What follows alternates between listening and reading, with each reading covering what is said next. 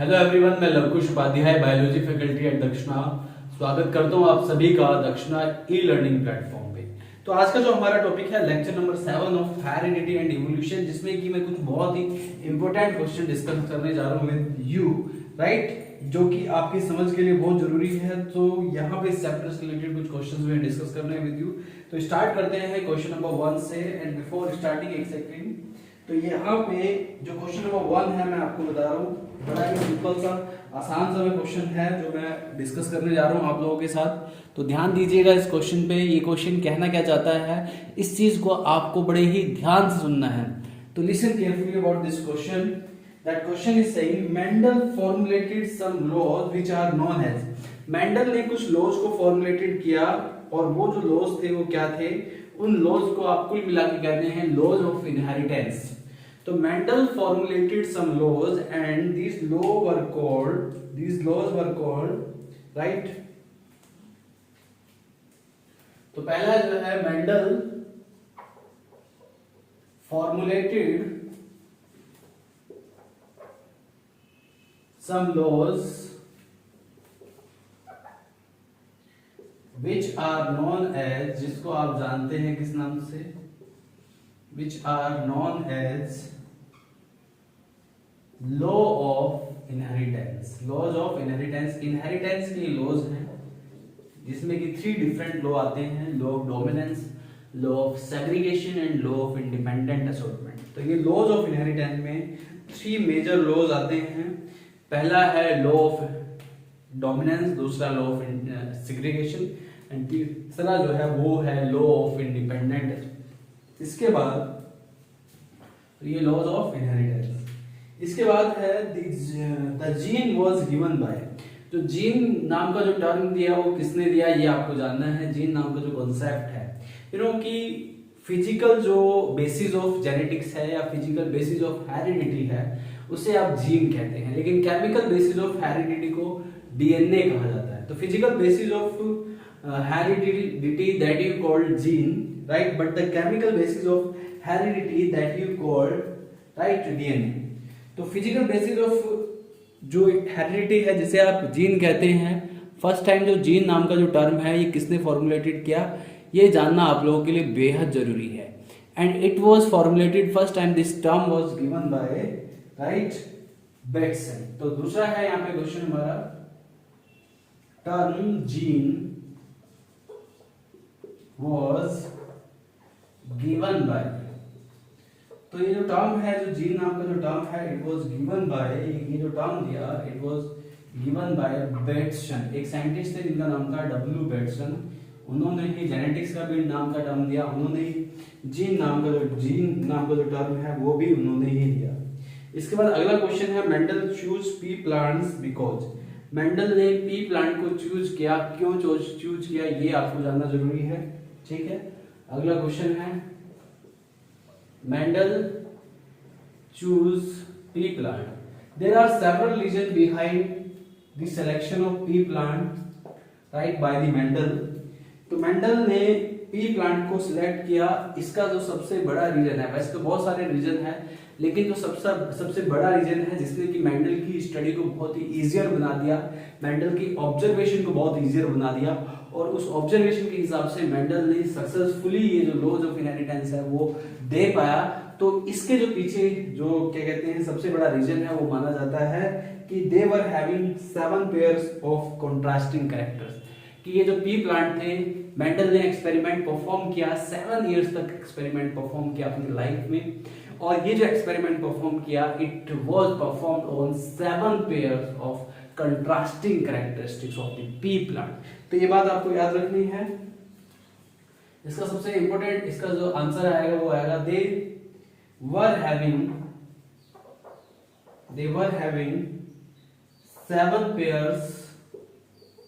7 pairs of contrasting characters।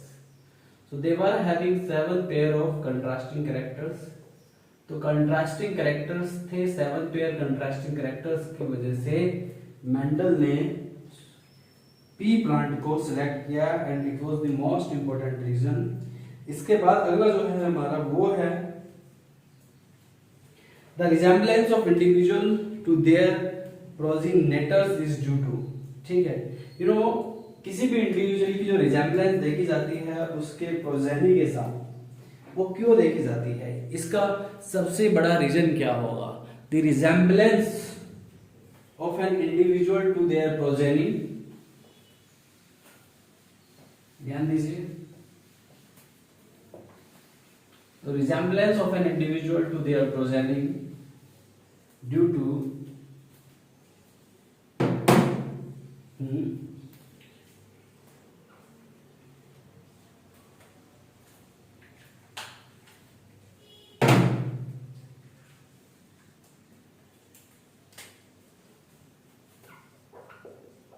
the resemblance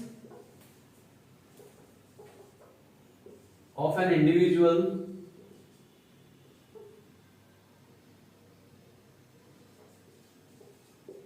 to their progenies, ऐसा क्यों होता है कि एक पर्टिकुलर इंडिविजुअल का उसके प्रोजेनिस से रिजेम्बलेंस देखी जाती है? दैट इज ड्यू टू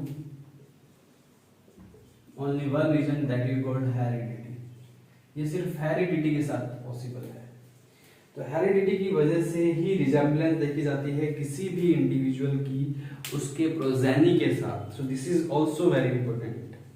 इसके बाद अगला है next question, linkage is contradiction to law of Mendel. तो लिंकेज जो है, लिंकेज का जो कॉन्ट्रडिक्शन था, देखिए this is beyond your syllabus, you don't need to do this question. इससे अगला क्वेश्चन देखते हैं, law of purity of gamete is also known as, ये पॉइंट याद रखिएगा, law of purity of gametes, law of purity of gametes. तो जो law of purity of gametes है वो किसे कहा जाता है? Law of purity of gametes कहा जाता है लॉ ऑफ सेग्रीगेशन को। About law of segregation you will study in your higher classes and इसे आप law of purity of gametes भी कहते हैं। This is also known as law of purity of gametes. तो इसे law of purity of gametes कहा जाता है, लॉ ऑफ सेग्रीगेशन को, राइट? ये बात आपको याद रखनी है, right? And about this you will study in your higher classes also। इसके बाद अगला जो क्वेश्चन है हमारा वो है, Mendel formulated the law of purity, ये बता दिया मैंने आपको। Next is Mendel's laws of inheritance include, ये भी हो चुका है, human originated in Africa and migrated to, ठीक है। ह्यूमन बीइंग अफ्रीका में ओरिजिनेट हुए और उसके बाद वो कहाँ माइग्रेट किए, ये आपको बताना है, ठीक है। तो this is very easy question कि जो यहाँ पे ह्यूमन बीइंग अफ्रीका में ओरिजिन हुए एंड उसके बाद वो माइग्रेट हुए वेस्ट एशिया में, सेंट्रल एशिया में, मतलब कॉन्टिनेंट के अलग अलग रीजन्स में वो माइग्रेट करके गए, ठीक है। तो अगला क्वेश्चन क्या है, ध्यान दीजिए, listen carefully.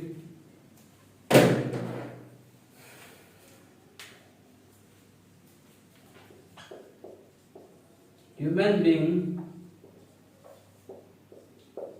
First time originated in, तो पहली बार ह्यूमन बीइंग कहाँ ओरिजिनेट हुए? तो इसका जो आंसर होगा, first time human being originated in Africa. कहाँ पे? अफ्रीका में ओरिजिनेटेड हुए। Human being were originated in Africa, ये बात आपको याद रखनी है।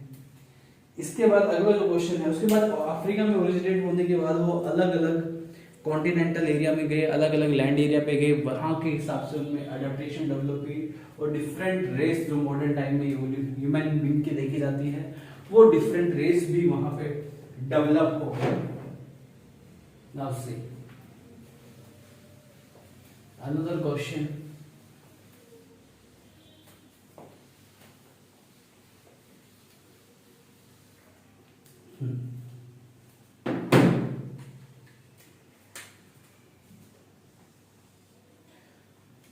which of the following is originated from wild cabbage?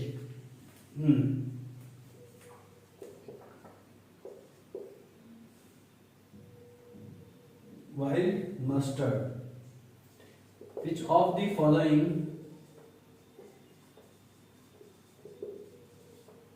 originated from